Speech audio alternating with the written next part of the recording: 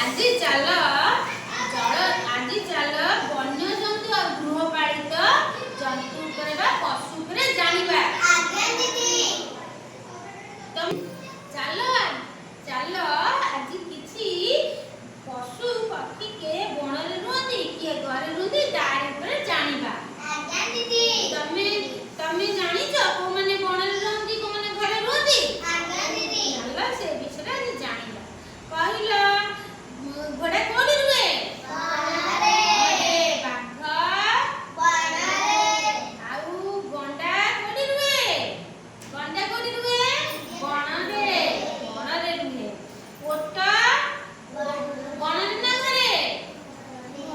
ଘରେ ରୁହେ ବଣରେ ବି ରୁହେ। ତାହେଲେ ସିଂହ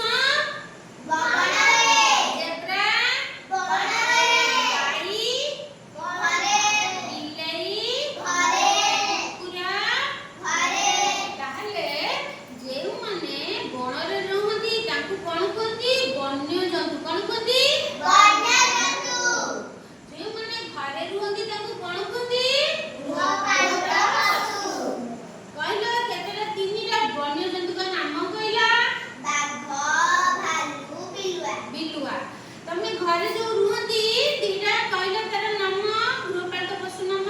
ଗାଈ ମଇଁଷି। ତମେ କହିଲ ଗୃହପାଳିତ ପଶୁ ପାଞ୍ଚଟା ନାମ? ଛେଳି ମେଣ୍ଢା ଗାଈ ବାଛୁରୀ ମଇଁଷି। ତମେ କହିଲ କିଏ ବଣରେ ରୁହନ୍ତି ତିନିଟା ତାଙ୍କ ନାମ? ଭାଲୁ ବାଘ ସିଂହ। ତମେ କହିଲ ଘରେ କାହାକୁ ରଖି ଆମେ? ବିଲେଇ କୁକୁର। ତାହେଲେ ତମେ ଚିହ୍ନି ପାରିବ ଘରେ କିଏ ରୁହନ୍ତି ଜଙ୍ଗଲରେ କିଏ ରୁହନ୍ତି। କହିଲ ତା ଭିତରୁ ବାଘ କଣ ଖାଏ? ମାଂସ ଖାଏ। ଗାଈ କଣ ଖାଏ? ଘାସ କୁଟା। ଆଉ କହିଲ ସିଂହ କଣ ଖାଏ? ମାଂସ। ତମେ କହିଲ ଘୋଡ଼ା କଣ ଖାଏ?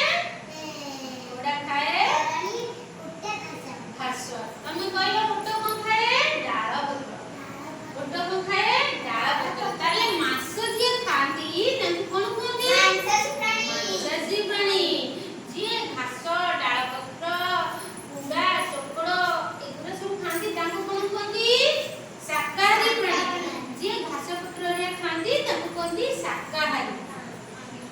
ତମେ ଏଥର ଚିହ୍ନି ପାରିବ କୋଉ ପଶୁ ବଣରେ ରୁହନ୍ତି କୋଉ ପଶୁ ଘରେ ରୁହନ୍ତି ଜାଣିପାରିବା। ତମ ଘରେ ସବୁ କୋଉ ପଶୁ ଅଛନ୍ତି କହିଲ ଘରେ ରହୁଛନ୍ତି? ଗାଈ ଅଛି ତମ ଘରେ? ମଇଁଷି ଛେଳି।